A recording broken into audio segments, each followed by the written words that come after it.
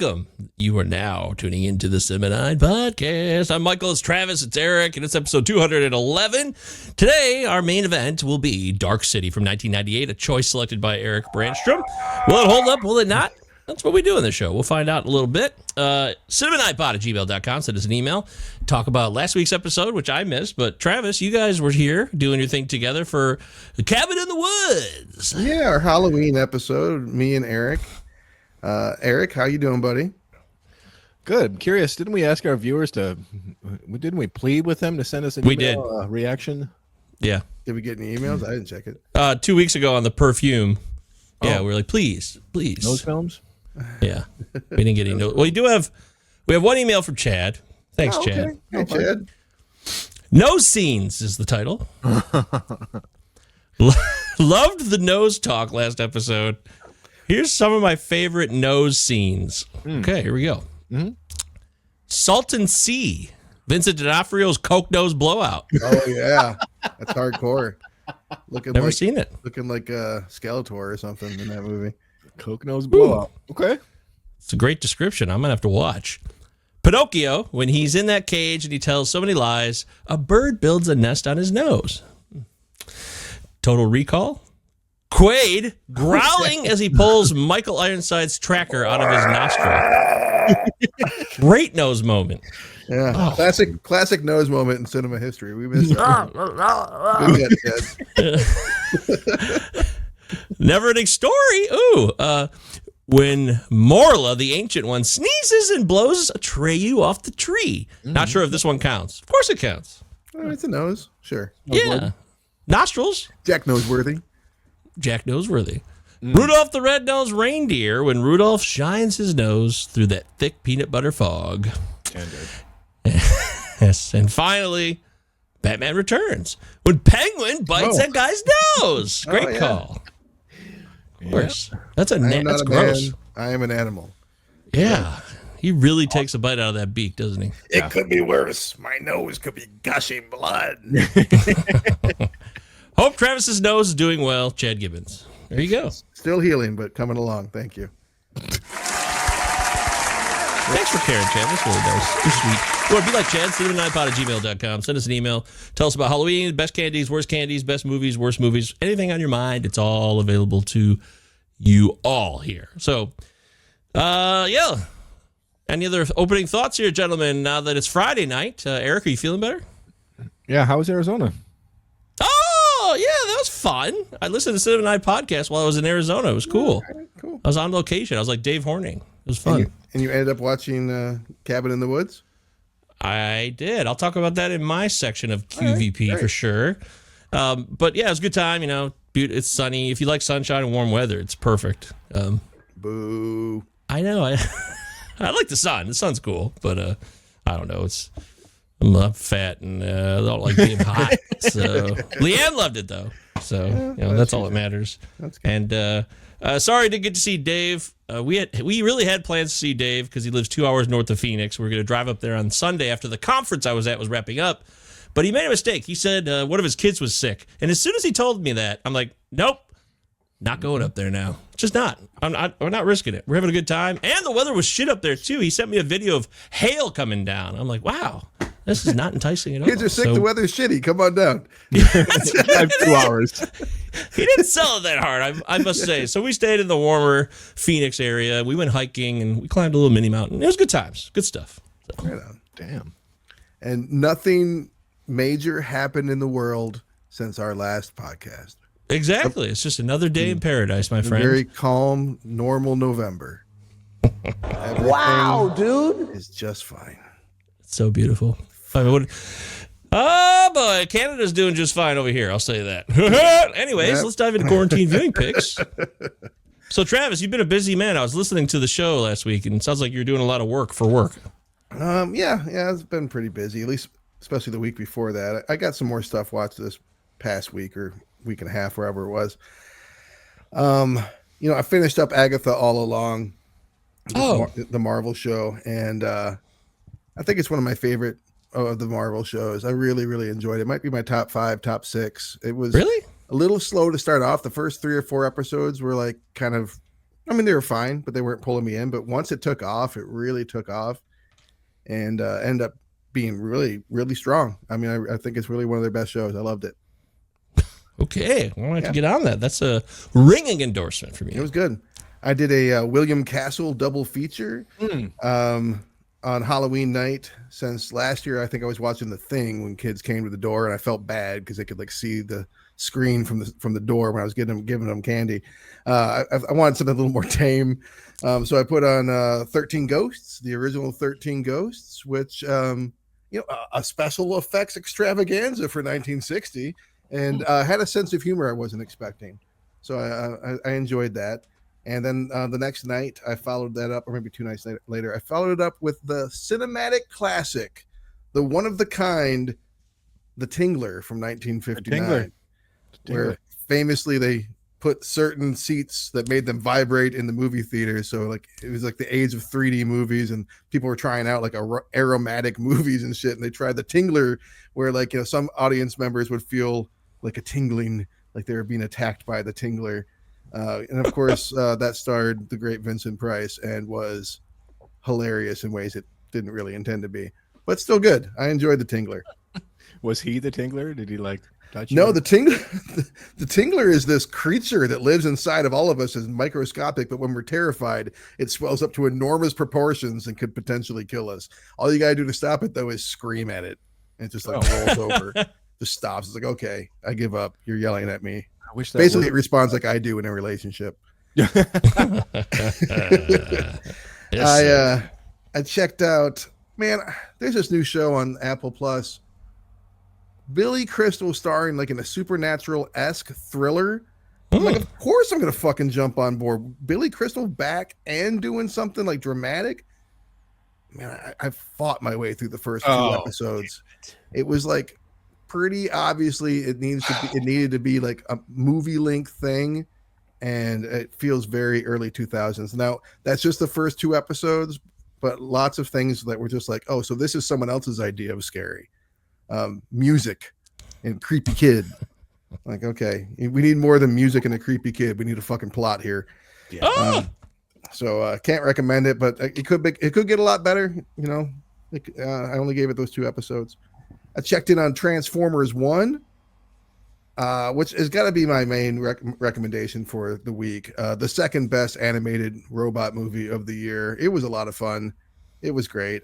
Chris Hemsworth, who knew he'd be so good at voicing, or basically Optimus Prime?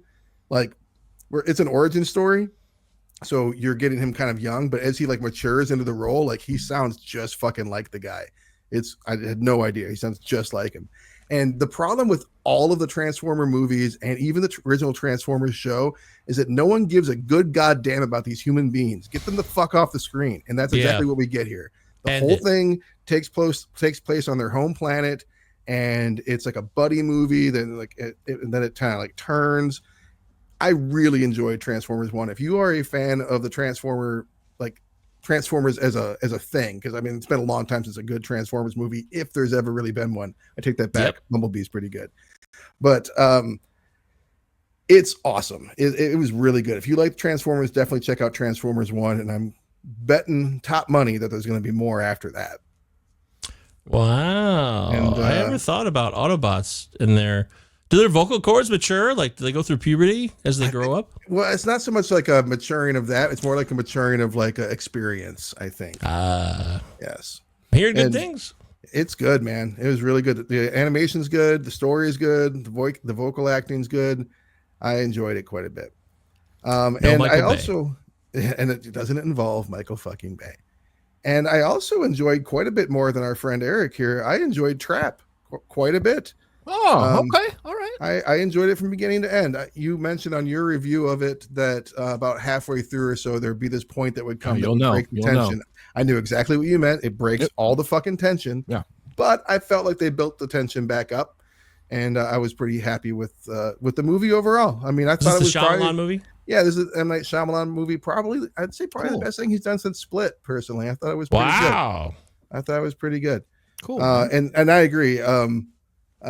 Josh Hartnett is a great leading man. It's awesome to see great. it, but there's so much of him like staring at the screen and like nodding and smiling and like it's just not convincing at all. I'm like, how is anyone he's interacting with believing that he's fine with what's going on? He's so clearly fucking freaking out inside.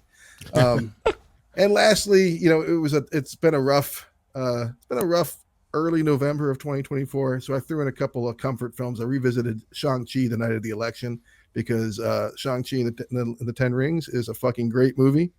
And it's very peaceful to me in a weird way.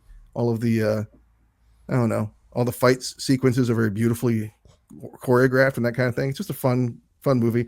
And of course, lastly but not leastly, I checked in on one of my favorite movies of all time, Mordecai from 2015, which always makes me happy. And it still makes me laugh. I still find new things to laugh at, things that I didn't laugh at the last time I watched it. Love Mordecai. Man. This guy and Mordecai. This guy's the only person that just will praise Mordecai because it's got to be on his tombstone. He loved Mordecai. Here lies Travis Roy. He loved Mordecai.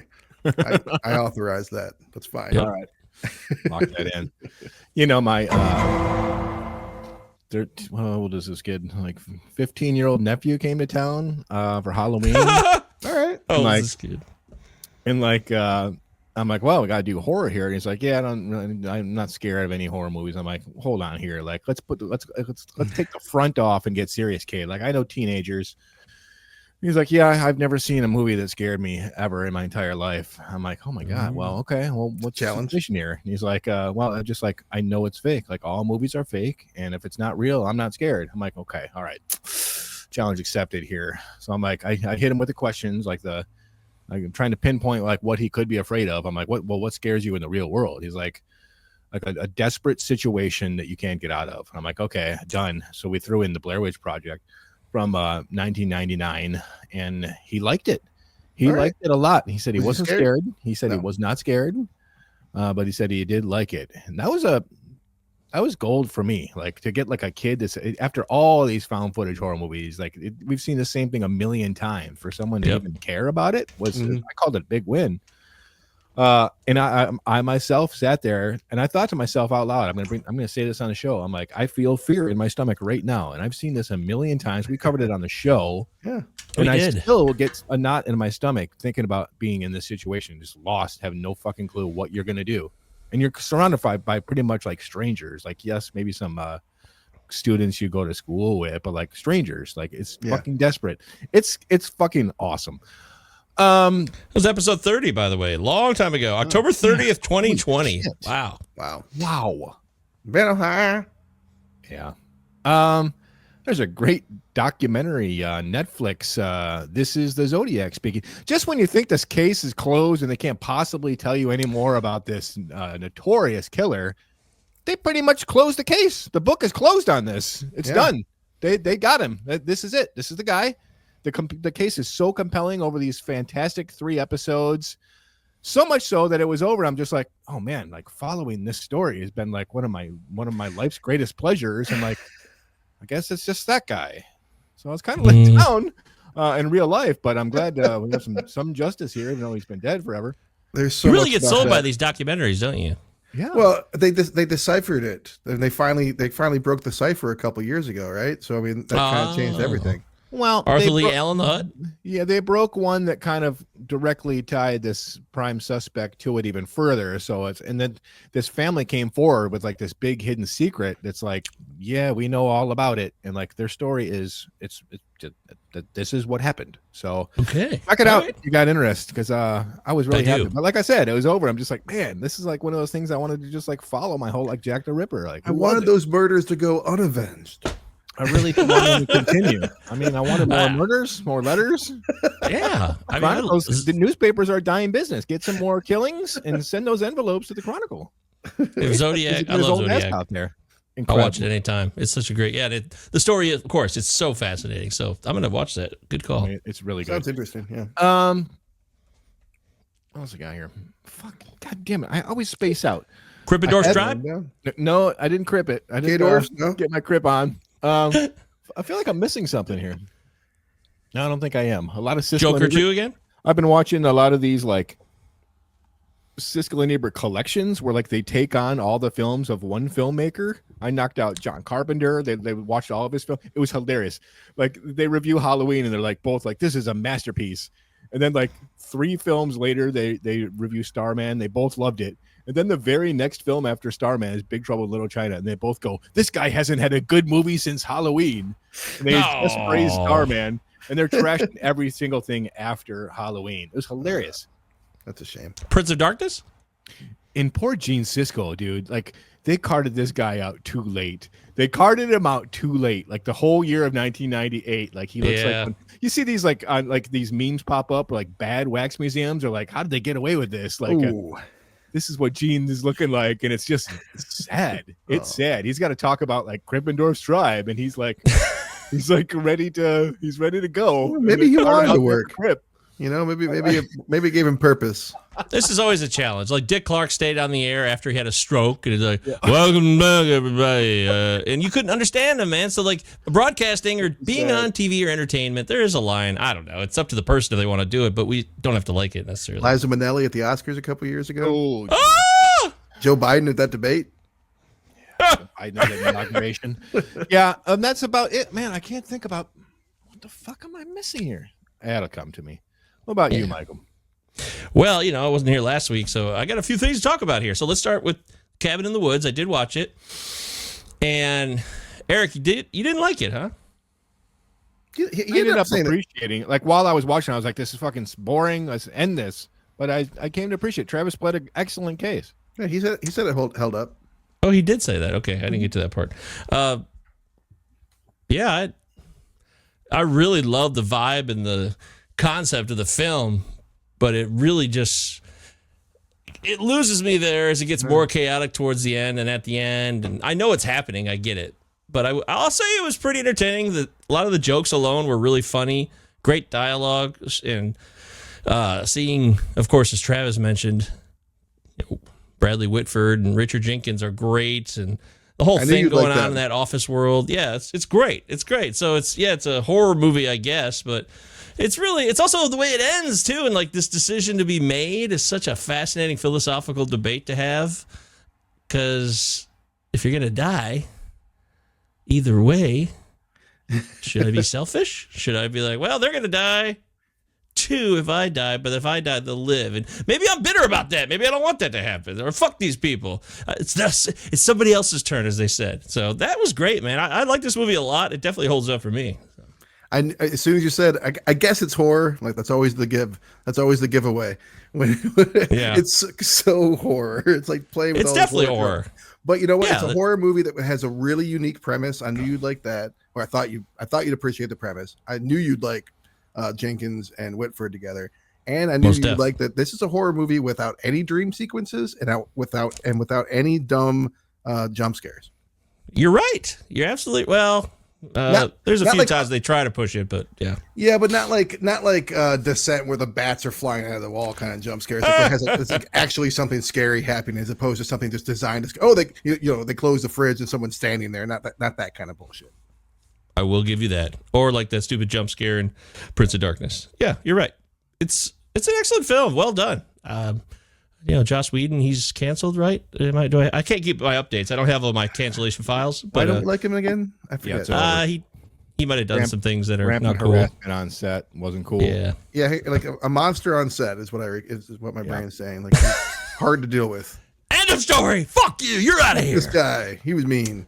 I don't know. I enjoyed it though. Well done.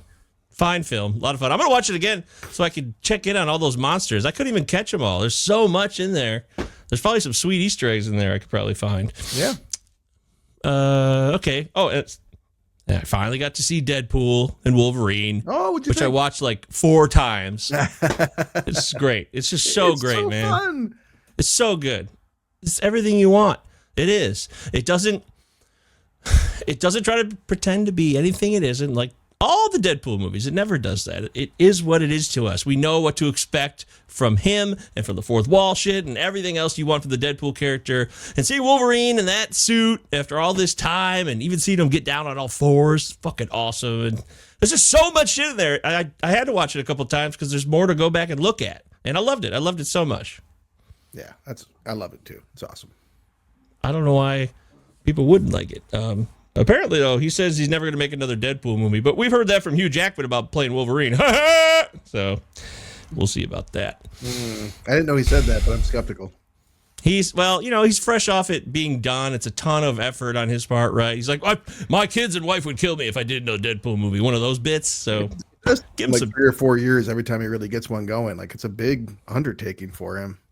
Well, if he plays Deadpool in the MCU, not necessarily as a Deadpool movie, that does make it easier too. So we'll see if that happens. I think it will. Yeah, I think that's what's going to happen. Maybe no more Deadpool movies, but him popping up in things I think is bound to happen. Okay, good. So we agree on that. Love it so much. If you haven't seen it, even if you don't love the MCU or anything, it just man, it is so hardcore, and so many fun things are going on. Yeah. Okay. Well, I got that done, and I watched a movie from 1993 called In the Line of Fire, starring Clint Eastwood. Damn it! Should have brought it sooner. It's on all of our lists. I'm looking at my list right now. Just hold your thoughts. Don't even say your thoughts. Okay, I won't. It will come on the show. That's fine. I'll just pretend I never saw it. Yeah. I don't even know what we're talking about now. I never seen Tin Cup with Kevin Costner. I watched that one.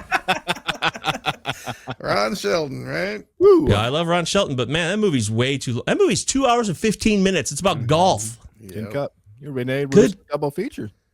Yeah, I didn't even mean for that to happen. And I was fired up. I watched The Quick and the Dead. I'd never seen that movie before. Never And seen it either. So the dude from The Firm who plays the blonde bad guy, who's like their henchman, that guy was in The Line of Fire to start the movie. And then he showed up in Quick and the Dead all of a sudden real quick. I was like, movies are so weird. Sometimes these guys they have their moments in time. Like this guy was in movies for 5 years. Maybe they disappeared. It's weird. It's so fascinating. But Quick and the Dead's not good. So. Oh, terrible. So boring. Okay, good. I mean, Raimi. Gene Hackman, Russell Crowe, Sharon Stone, and Leo. There's a lot of people in it. Great cast, but yeah, it's not great. Yeah, that's pretty much it. Yeah, that's fine. So I forgot my top pick of the week. I don't know what in the hell is wrong with me because I was charged for 3 straight days after I saw it on Mubi. I got the trial subscription, canceled immediately. There's no problems. I'm in the clear, and I was able to see this incredible film. Easily the best horror movie of the year. This is going to be hard to top. It's amazing. The Substance with Demi Moore and Margaret Qualley. It's unbelievable. It's so good. If you're a Demi Moore fan, yeah, heads up, Michael. This is out of control right now. Body horror. Yeah, it's high on my list. I'll see it as soon as I can. Substance. I'll try and watch it this weekend if I can. I forgot one too because it's been a couple weeks. I don't think I mentioned this, but I also, because I wanted to get back on track with the MCU, so I saw Guardians Volume 3. For the first time? Yeah. Oh, shit. Yeah, I waited, and then time just kept going. So I wanted to get back on track by watching that and Deadpool, and I still have to watch the Marvels. But, man, what a great final chapter. It's a really, I mean, it pushed me around a little bit. They fuck with me a little bit. They're trying to make me think things are happening when they may not be happening at times in the film. But overall, the film is just, it's huge, it's epic, it's large, it's a massive undertaking, and James Gunn pulls it off. The cast was great as usual, and the storyline was interesting. It wasn't too typical vanilla, hey, here come the super bad guys from the heavens. It wasn't necessarily like that. So I really liked the intertwined story and the whole way to kind of tie up a franchise, which most people didn't know about, including myself, before they did the first movie ever. And now everybody knows about it, and it's a beloved 3-trilogy series. And it was really good, man. The music and everything has always been so vital to these movies, but it continued to do that. And they brought the music into some other decades now, too, for this one. So I really loved the movie. It was so good. Yeah, I think they went 80s, 90s, 2000s, I think, or 70s, 80s, 90s is the way it went. And I think I said this on the show before, but one of James Gunn's great gifts is that he can make me so emotionally invested in what on paper is ludicrous. Like I would get so emotionally invested in a fucking what was it, an otter with robot arms and shit. Like I was like so into these characters. Yeah. It should be so stupid, but like it's just done so goddamn well. I know. I completely agree with you. It's absurd. It's totally absurd, a lot of it, but it works and it's heartfelt and emotional and also entertaining. Can't wait for his Superman. That's gonna be a tall order. There's a lot going on. I'm very interested, of course. I definitely want to see that. I think he's the man to do it, personally. Feels like Superman's last chance. Like, come on, this is the movies. Well, there hasn't been like who's been excited about Superman in a long time.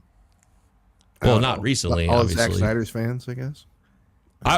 I was really fired up for. I mean, you guys know me. I loved 2006 Superman. I did Superman Returns. I know that's nobody did it like on the that. show somehow. I also I was thinking about. I went back and started to watch the old X-Men too, the first series from that time, and there's a really interesting movie moment in the history of what ifs. Bryan Singer decides not to do the third X-Men, The Last Stand. What we end up getting is a huge piece of shit from Brett Ratner, and just a terrible movie. I watched The Last Stand. I did. It sucked again. And it reminded me of all the anger I had when I saw that in the theater. I was so excited for X-Men Last Stand. Terrible. And when they killed Xavier, I'm like, what the fuck is this? It was just like, it was blasphemy. It was over the top. And if Singer hadn't chosen to do that Superman movie, which a lot of people didn't like, I think we could have got a real strong finale. And I think I know Singer's canceled too. I'm not aware of that. I understand that, people who are watching and listening. But man, that's an interesting what if he had done that film and where things would have gone from there. We ended up being okay with the Marvel world, obviously, but I find it to be a fascinating conundrum to ponder. I think when we get down to it, Sony's usually going to fuck up any Marvel IP. Brett Ratner, God, I hate that guy. I hate that Canceled. guy. So Good, fuck him. it's done. Eat shit and die, Brett Ratner. Lock I it don't in. think have we brought up a single director besides John Carpenter this episode that wasn't canceled? Hey, on a very special canceled directors episode of Zoom 9. This guy sucks. That guy sucks. This guy sucks. That guy sucks. No one can make mistakes ever again. Not allowed. So, no. I think, I love movies and I love doing the show. So I'm really excited for us to dive in now to Dark City, which is Eric's choice this week. Apparently this film was released in 1998, as far as I am aware, right? Mm-hmm. And it's got a cast of people in it, and we're going to talk all about that. But first, I'm dying to know. Eric, I feel like you got a story here? Dark City, first viewing ever? I remember putting this thing on the shelf at Blockbuster in 1998. I had to look at this dumb screaming man, like this, like Vitruvian man screaming at me on the thing. Like every day, I had to put it up there. And I was just like, "What a dumb title!" As I'm putting them all up on the wall. Dark City. How like unoriginal, uninspiring, bland. and unoriginal. So bland. That's probably why I stayed away. I'm like, Dark City. This looks so dumb. Like the cats look bored at the look. I'm looking at the poster right now. Everyone looks bored. Then you watch the movie and they are. So I never saw it. You never saw it? Film, and I've been seeing it on every time I go on there. I'm like, fuck, tonight I gotta pick a movie. It's always on this like the best movie you've never seen list. Huh. So I decided to have his day in court. Wow, yeah, that's you picking movies you've never seen. I saw it back in '98 because I knew who Alex Proyas was because he was the director of The Crow, and I was a huge fan of The Crow. And after the tragedy of Brandon Lee on that, he didn't get behind a camera again for like 5 years or something. So I remember like hearing like, oh, Alex Proyas is back, and I liked the cast other than Rufus Sewell. I didn't know who he was at the time. Who is this leading man with lopsided eyes who they've chosen to put in the front of this film? But who are you? But yeah, I remember watching it and being very, it's tech noir, very interesting. And I believe I bought the $4.99 used box copy at Blockbuster when I worked there. Hey, great gift, Dad. That's fun. I'm Never saw it either. So yeah, I had no background on this film. I think I said it last time, or maybe I didn't because I wasn't here when you announced it, but I often conflated Dark City with Darkman, which we have done. We have done Darkman. Check out our episode. Yeah. That's how bland it is. Anything dark. I don't know. Perfect Dark, the N64 game, whatever. Anything Dark like that. Water, Mark Ruffalo. Oh, yeah, Ruffalo. That's a good movie. I like that one. That was a good movie. All right, so Teflon the movie. Teflon the film on a very special Teflon. All right, let's hit the rating on this sucker. On IMDb, we always guess the rating for our films that we're doing. And what do you guys think? I saw it. Spoiler alert. Okay. I had to I'll rent sit it. it So out. whenever I rent it, I see it. I can't help it. Shit. Roku? You still haven't answered your Yeah. email? My bitter emails now. I host my own podcast, and I'm Dicks. expected to be surprised every week. The fans are out there. The fans are out of control on this one. This has got to be high. It's got to be like a 7.3 fan favorite. Huh. Yeah, I think it's like a 6.8. 7.6. Oh. Whoops. Wow. Okay. Oh, wow. I feel bad. I really blew that one. Didn't That have was it ready. way off. I didn't think it was that high. Shit. Okay. Well, over on Rotten Tomatoes, they love to judge movies just the same, except they use tomatoes that are red or like splatted. And there's popcorn bucket, blah, blah, blah. On that website. Yeah, very, very. 76 from the critics. 85, though, from the audience. They like it even more over here on Fart Tomatoes. As far as what the critics said, we've got 89 critical reviews available to us. And one of them comes from anybody we know, maybe a classic, somebody from the past. Destin Thompson. Oh man, I'd love to see that. Kurt I'd love to see Honeycutt? that. Man, when's the last time we had a Honeycutt? I feel like it's been forever. Where's Bill what's his name? Bill Gonsalves? Gonsalves, if you will. Willie God Wicket? solves. Wicket? Warwick Davis? Who's that fucking guy? Warwick Davis? Willie Wiggins? Cool. We could go with Susan Stark from the Detroit News back in the All right, day. sure. There we go. She said, "It is all well and good that nobody has anything to laugh about in this movie, but the relentless gloom and frothing paranoia soon begin to drag on an earthly audience." Not What's a the drop joke of count levity. on this movie? Yeah, not a drop of I'm levity. at 0. No 2? jokes.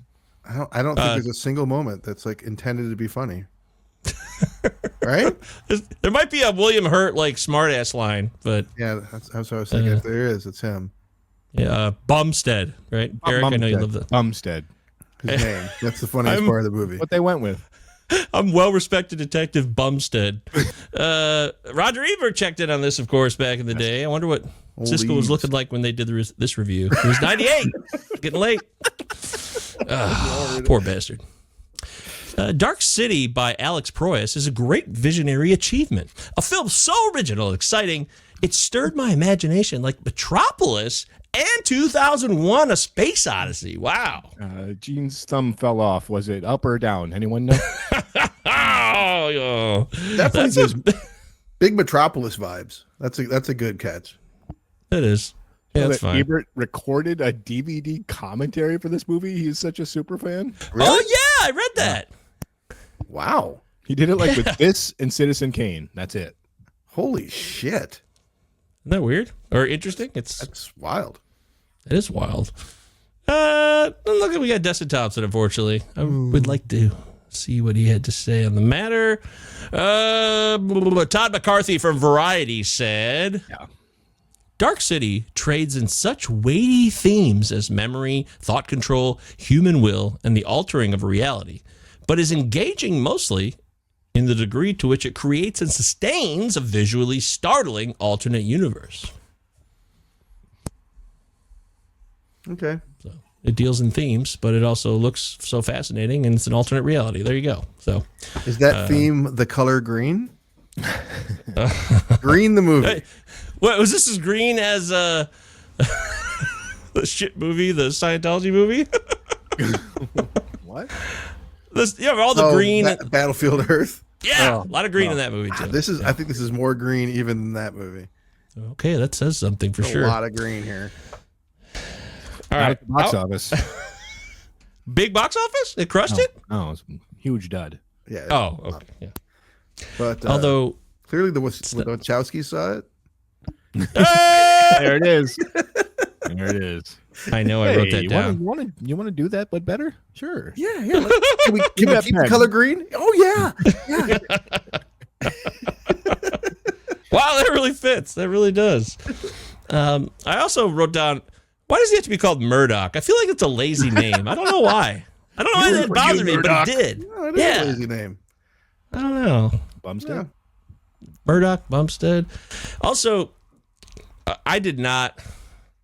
Maybe it's played out now, but I'm really just tired of or not interested in noirs that are old school noir feelings, but kind of set in the future. I like anachronistic shit that doesn't make sense. I'm over that. I'm not feeling that anymore, and that bothered me about this movie. It did. They do explain the anachronisms well, though, because it's like it's a bunch of people's memories blended together. So you're going to have the childhood memories of people that grew up in the 50s and 40s and 30s, and you're going to have childhood memories of people who grew up in the 70s and 80s at that time. Yeah. So it does make sense. But that's kind of one of the things that is good and bad with it. You know, like I'm watching the movie, like, why the fuck is there a fishbowl in this hotel? Why the fuck are these people eating dinner at midnight? But then, like, just they can do whatever they want because it's all like, you know, it's a weird magical, well, not magical, but like, you know, warped place or whatever. You really had to wear a trench coat, though, too. Come on, a tan trench coat was in this movie, and yeah, the old ass cars and the shitty diner. It bothered me, but whatever. It does make sense. You're right. I don't disagree with what you said, Travis. You are correct. That is how it sets up. But I understand. But still, it's what you're watching, and yeah, that feels unoriginal. Didn't love the aesthetic for me. I get it. Did you love the opening 30 seconds when the entire movie is explained to us in its entirety? Oh, really? In halting narration, yeah. Yeah. Kiefer Sutherland tells us exactly what's going on and what needs to happen to have the movie end. Come on, give me a little, Kiefer. Come on, you give me a little. It's so good. Dark City is a film from 1998. Gene Siskel watched it, and he passed away immediately after leaving the theater, sadly. He even like remembers Earth, like the opening narration. He's talking about they found our blue planet in the corner of the sky, and then like at the end of the movie, he's like, no one remembers where we came from. And it's like, well, so basically, producers got in someone's ear and said, no one's gonna know what's going on. We need an open narration. Yeah. Oh yes, that's what happened. Yep. Surely. I wrote a point about this that I think relates to what we're saying here. I said that they want to keep us in the dark about Murdoch's situation because it seems more intense than what the actual truth of the matter ends up being. So if you don't know right away, it's like, oh man, what's really going on here? But for me, by the time the movie wrapped up, I'm like, what were they trying to? They kind of tried to cover up some shit here in terms of the plot and what was really going on here, in my view. A lot of it, I think, is focused on like that age-old question of, is there something intrinsic to us that makes us who we are, or are we the summation of our memories and experiences? Which is an interesting question, and I think they explore it pretty well. And I think one of the more interesting things about the movie is the fact that they're trying to see if they can get this guy who's not a killer to just believe that he is and kill anyways.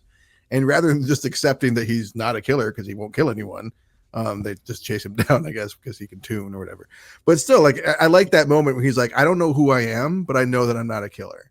And I feel like that's something like that, you know, I've never lost all of my memories or anything, but I feel like that is something that you're either are or not. Like, you're not just going to suddenly flip that switch, even if you don't know who you are. So I liked that exploration of that aspect of identity and personality and stuff. I thought that was cool.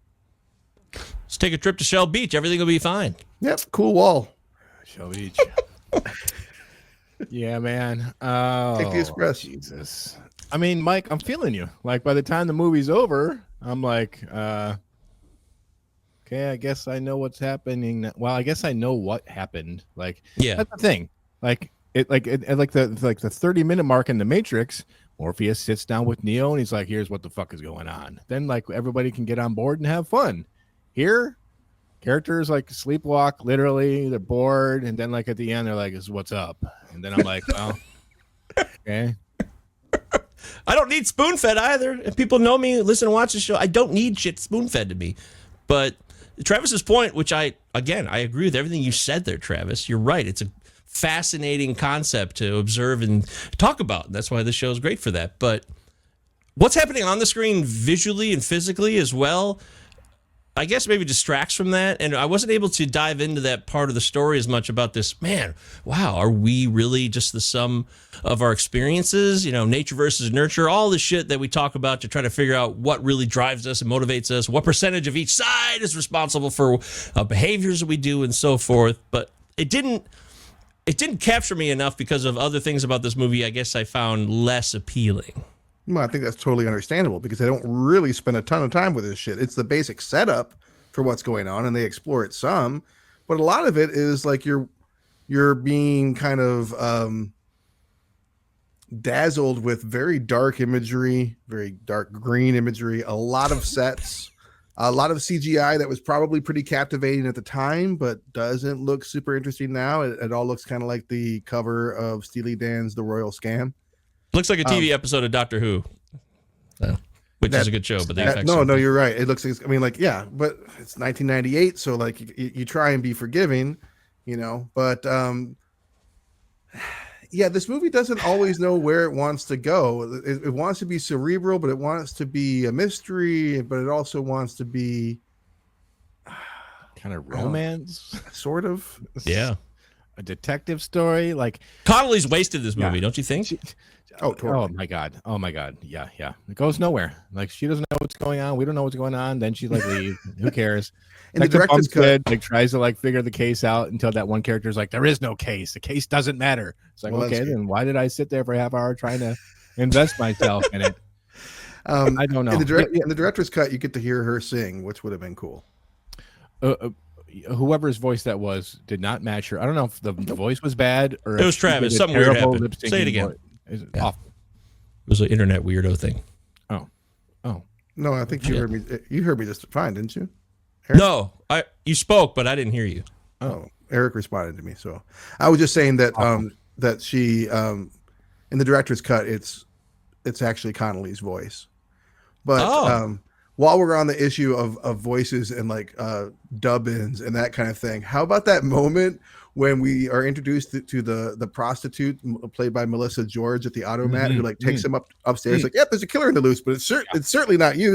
It's certainly not you. Here's my boobs. And then she's like, after we see her breasts, which are fine, I'm not offended by that or anything, but then she goes to swear, and so clearly she says, oh shit, but they ADR'd oh shoot. So she says, oh, shoot, instead. But you can see that she's clearly saying, oh, shit. I'm like, what the fuck is happening? Why would they go out of their way to overdub the word shit? We got to cut corners wherever we can. Silliness. You ever like walk into like a room if someone's watching a movie, especially a mystery, and you're like, don't know what's going on, but I'll sit here and see if I can't let this unravel, even though I came in late.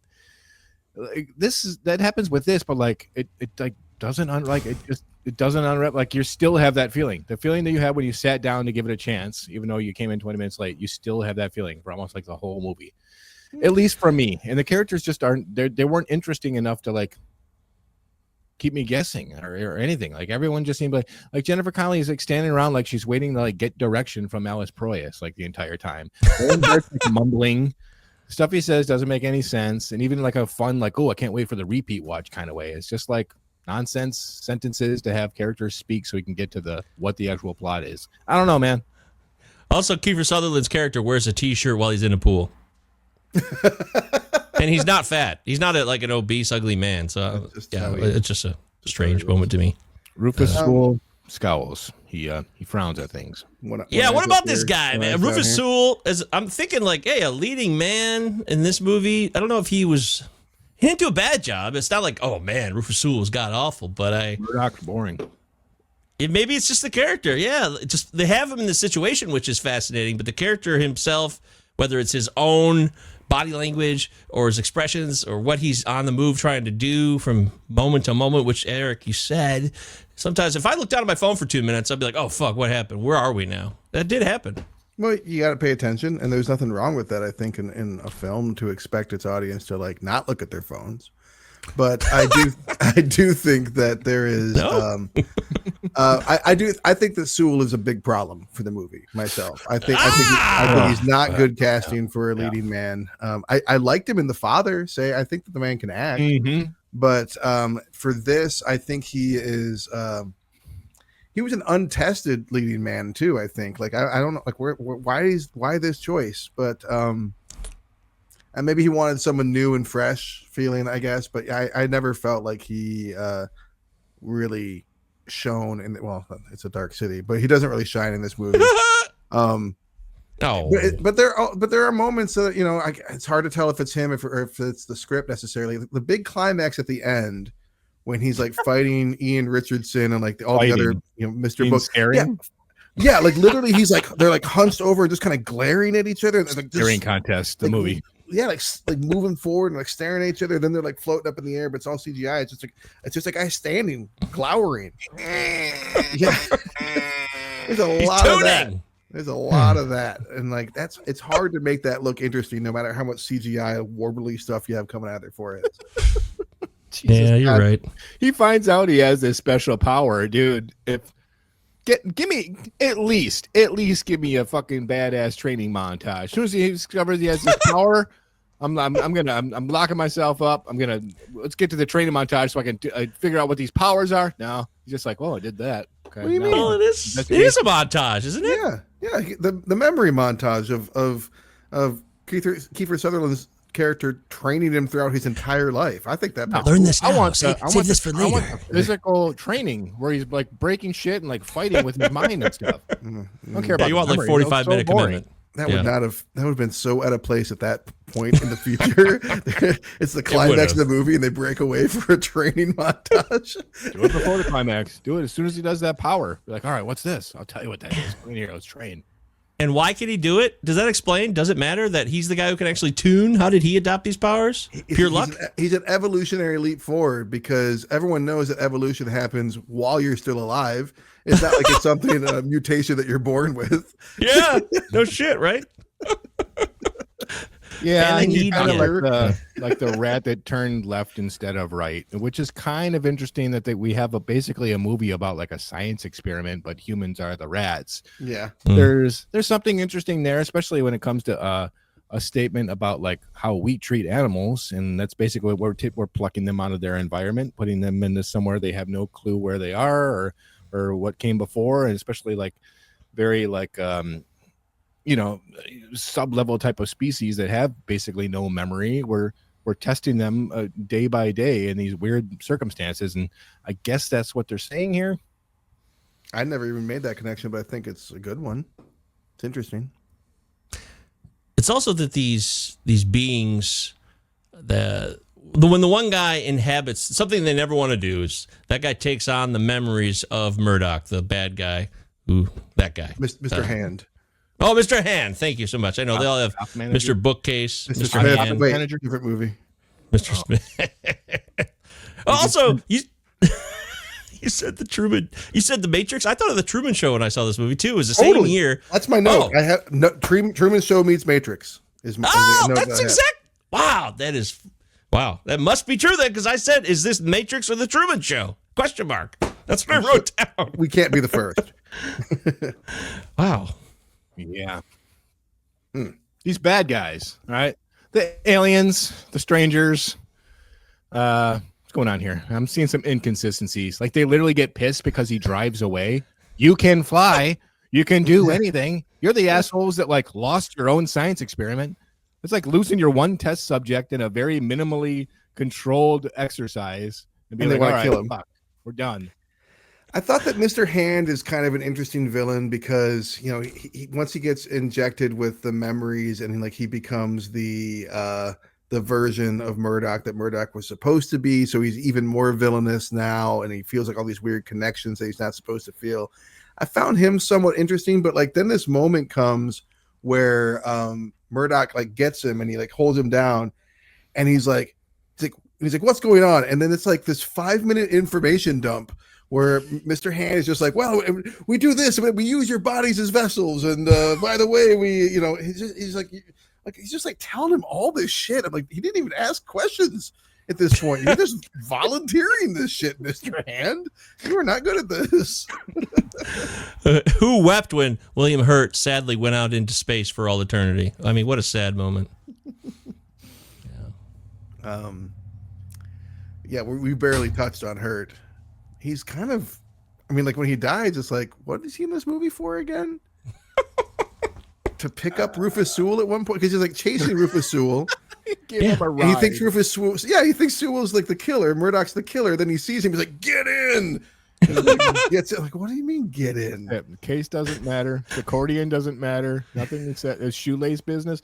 No, this is what I'm talking about. It's like we got no payoff here. Like these supporting characters stand around waiting for something to do.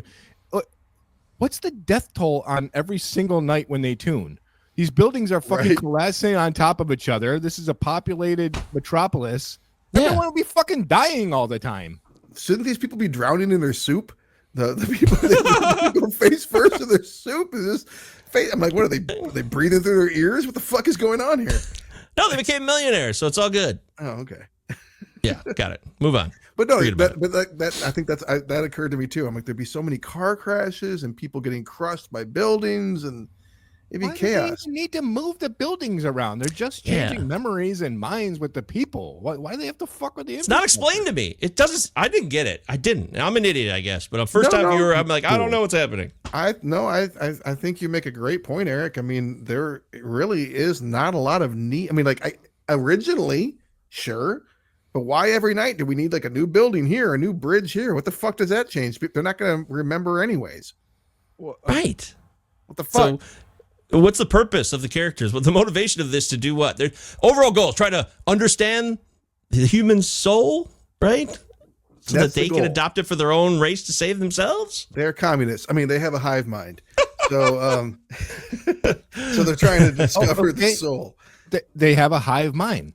So are they trying to like get one soul for the hive mind? Because they should know that's not how it works. All of the individuals have their own soul. So how are they even going to get the souls into all of their bodies if they're a hive? It's a lost cause, right? They're a dying civilization and a dying people. Literally, they're dying, and they have this technology and this ability. So they're grasping at straws and trying to figure out a way to keep their civilization going, keep their own lifespan going. But nothing's going to work because you can't change your nature. You can't change who you are, which is what the movie's kind of about in the first place. We've mastered mind control. We can import memories. We're floating around in space. Like in an old school shitty syringe, by the way, a steampunk syringe. I feel like they could fix their own problem. I feel like they could repair themselves or do something. It just doesn't make sense. Like, but why would you care? And we don't really know what the problem even is, anyways. We just know that they're dying. What endears us to these people? I guess you don't have to be endeared to every character or every group of people in a movie, but if there's supposed to be some type of compassion felt, like, oh, these people, their intentions were good, maybe, and here's why, and now I should be more empathetic. I never got anywhere near feeling like that. Well, Michael, perhaps you didn't watch the film enough. There it is. And he's the key. Yeah, steampunk MD is the key to shoving syringes in people's foreheads. This makes a sting a little bit. I need more spirit gum on my right eye. I have a heart condition. You get in a car. You start driving west. You just go in circles because you're in the Dark City. A building up ahead is going to flip over. Go to sleep. Brian Cox's character from the 25th Hour meets Kiefer Sutherland's character from this movie. They get on a buddy cop adventure. I would love to see that. You're going to teach him to tune. Excuse me, tune?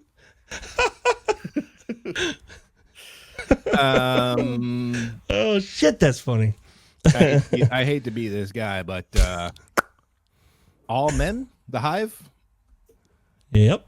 I mean, I don't think that's an accident. Yeah. Right? I mean, they're all white. They're all men. They're almost all old. That's certainly not incidental. Well, they're using corpses. They're going into a dead body. Only old white people die. That's true. Yeah, that is a good point. There's women in this film. They're like not even there. Seems like. Well, they're either prostitutes or they're his wife. Yeah, and not every movie has to be a coverage of everybody in the world at all times, but it is really frustrating to me because I don't like the stylistic setup of this movie with the old school noir and the future type thing. I already said that, and then Jennifer Connelly is clearly the sexy noir mysterious woman, and we're supposed to wonder what's happening. But no, there's nothing to wonder. There's nothing to dive into. There's nothing to sink your teeth into at all with her. She's such a great actress that I think it's a big disappointment with the film. I know we've kind of already said that, but I'm just reiterating it's a bummer because this woman, yes, she's beautiful, but she can act. She's a great actress. Yeah, check out Dark Matter. She's incredible in it. Oh, she's on Dark Matter? Okay, that's another reason to watch that. Great. I think it's the best work she did in her career. Whoa! Check Great. out Small Screen Sessions, everybody. Check it out now. My other podcast. People love this film. Yeah, they do. They love it. They compare it to Blade Runner in Brazil, in Alphaville. They put it right up there with a lot of these titans. I'm not seeing it, man. I don't Giving know. us your final thoughts. Well, hang on a second, real quick, before we get to that. I think it is worth noting. We don't always do this, but you know, on IMDb, you also get people's personal reviews, just regular folks, right? Yeah. And the reason they like this movie, the reasons they're such fans of it, it doesn't stick with me enough. It doesn't. I read some of them. They're like, "This is incredible. This is what sci-fi was meant to be," right? And it's not corny or cheesy. Which, if that's the bar, then okay, well, that's a lame bar in my opinion. But there are real interesting premises here. But we continue to kind of go in all these directions, and things are popping in that we don't understand, which we don't need to have spoon-fed. But Sewell's a boring guy. Kiefer Sutherland's goofy and too blown out. William Hurt's non-existent in this film. And then some of the best parts where I try to really get into it, I end up laughing a few times. Like when they start to do the tuning thing as a whole group. I forget which part they're trying to do that at, but they're all making this like they're all doing it, and I laughed my ass off while they were all doing that. It was really funny, man. It's supposed to be serious too. I called it simultaneous pussy eating. That's what they were all doing. That's what it was. It was crazy. That's the so noise you make funny. when you do it. That sounds arousing. Yep. I'm imagining for half a second. I was like, well, what if they did this now and like took the script and updated it and made like a limited series and dove into Yeah. They did. Westworld. Oh, well, that's kind of where I was going to go with that. If they did do that now, it would be such well-trod territory that it would be pointless. He's the one. Oh, he's the one. Yeah, the one. This ending. Yeah. Whip you up a son. Yeah, the ending sucks, man. It's not and doesn't inspire me. It didn't fire me up, Eric. I know it's dated, but the graphics and the imaging and special effects look Beautiful shitty. And it's sunset, sand feels great on my toes. What do we eat? Yeah, think about the ramifications of this. Are they going to just procreate there and like just start raising babies there and stuff? Because otherwise, people are going to start dying. And even then, like the rate of like, I don't know. It seems like people are going to be dying, and like you're going to be like, oh, there's no one left. I'm the last person left on this fucking floating asteroid. Yeah, people said things like Alex Proyas had a stroke of genius in the making of this movie. One of the most original dark sci-fi movies I've seen in a long time. Is it that original? I'm not sure that it is. Well, Yeah. I think it's probably a lot more influential than we're picking up on, because we're forgetting that a lot of the stuff that we're talking about came after it. That's true. And it's probably more.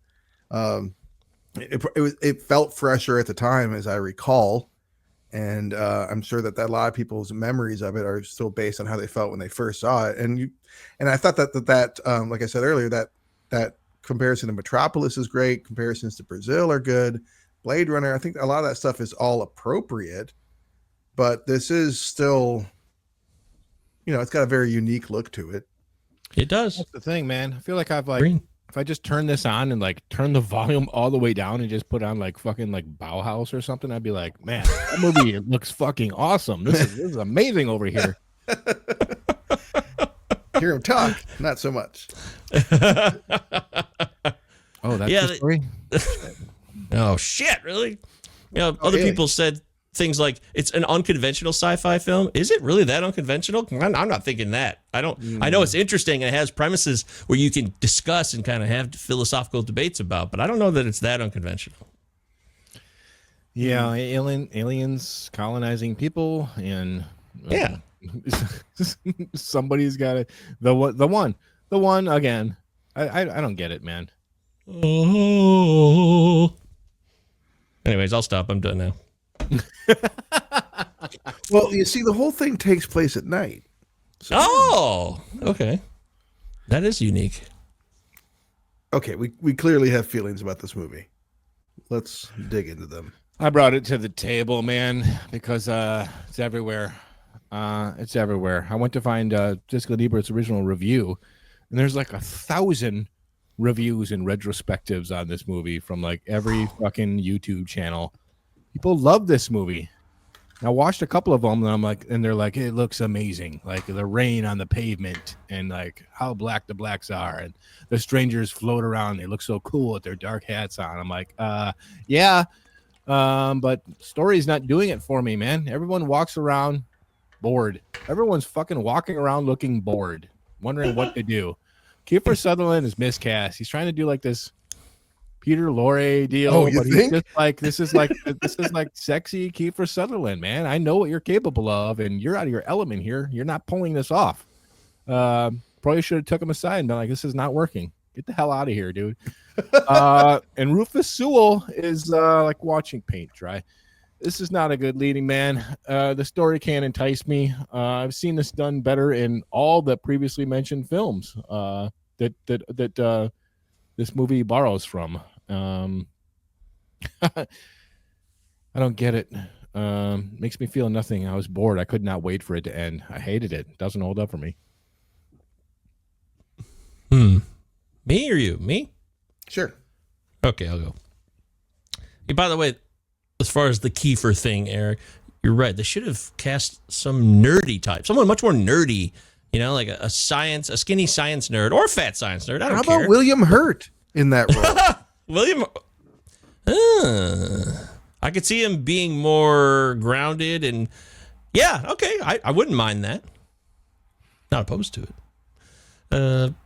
But does that change things for me if that was the case? I'm not so sure it does. People say things like speechless. I don't have words to say. It's amazing. Totally unpredictable. Is it that unpredictable? I'm not sure about that at all. Dark, moody, clever, and quite silly. It's dark. It's moody. Clever? Quite silly. Mordecai. Those don't all seem to go together. Yeah. Yeah, that's weird, right? Yeah. One of the best science fiction movies ever made. I guess maybe time has gone by and there's been a ton of sci-fi that, even though I'm not a huge sci-fi guy, I've seen a lot of movies in the realm. And though the premises are interesting about who we are, what motivates us, where we come from, what is the bigger picture here, right? Are we living in a simulation? All these types of philosophical hot button topics that we could discuss are a part of this film. But it's not entertaining to me. It isn't. It's a drag. It's a slog to me. And I agree. Rufus Sewell's not. It doesn't work for me with Rufus Sewell. I mean, what if Billy Crudup was the lead in this? I think it would be a different movie. I do. Just for example. Yeah, it probably would be. So, having said all that, it's a nice try. It's not terrible, but it's not something I'm excited about. And if I get to choose whether it holds up or not, I'm going to say it does not. When I go back to when I saw this in the late 90s, before I had things like The Matrix and Equilibrium and shit like that to compare it to, and V for Vendetta, I was pretty taken with it. I watched it quite a few times. I thought it looked great. And I did not particularly focus on the plot all that much. I was more focused on the visuals of it, the overall mood and style of it. And, from a person who watched a lot of MTV videos, that makes sense, so I can imagine having this memory of this movie as a groundbreaking film that looked beautiful and interesting, but putting it on the other night, man, you want to forgive the limitations of technology at the time, but even from that first opening shot where you see where it like pans down to the whole building and it's just like, okay, so I'm looking at a bunch of miniatures, and then it gets down to Kiefer Sutherland's character and he looks like a fucking paper cutout. Like he looks so out of just not there. And every time they go somewhere it's like every time they're outside, I'm like, well, look at that set. Look at that set. And it kind of makes sense that it's all looking like sets because it's all fake for them. But as a viewer, I'm like constantly reminded that I'm looking at a soundstage or a miniature set or CGI. And it's just all that combined with some pretty flat characters with some pretty dull acting, even from people like William Hurt. Yeah, it's a slog. It was a slog to get through. I didn't hate it. But But I didn't even ask myself afterwards, does it hold up or not? I didn't even think about it actually for some reason. I didn't really think about it until we sat down and started the podcast. I'm like, does it hold up? And I was like, I guess that's what I mean. There's a reason why I hadn't watched it in a really long time, and I'm not going to rush to watch it anytime soon. I can appreciate and understand why people would be big fans of it and be taken with it. I don't understand why a grown man like Roger Ebert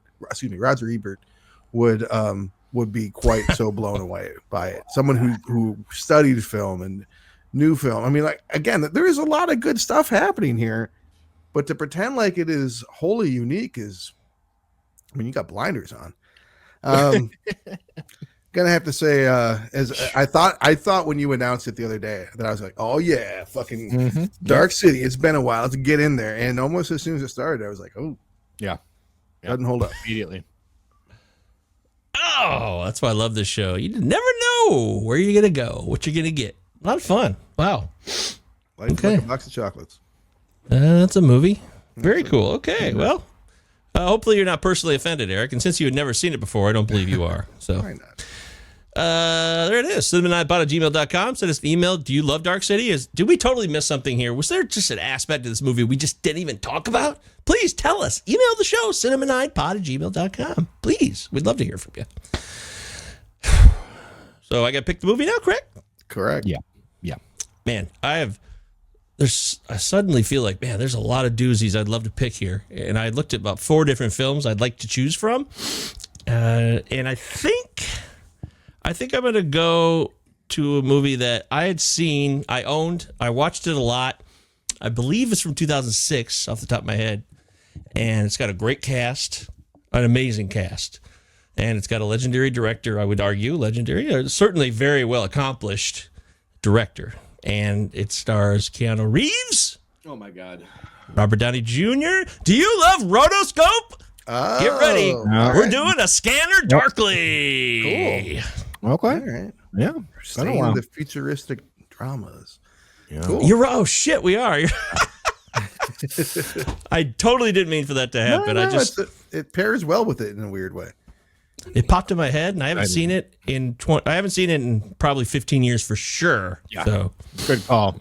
Yeah, very cool. Very good. Very cool call. Look forward to watching it again. Scanner Dark. hey, all right, there it is. Richard Linklater film.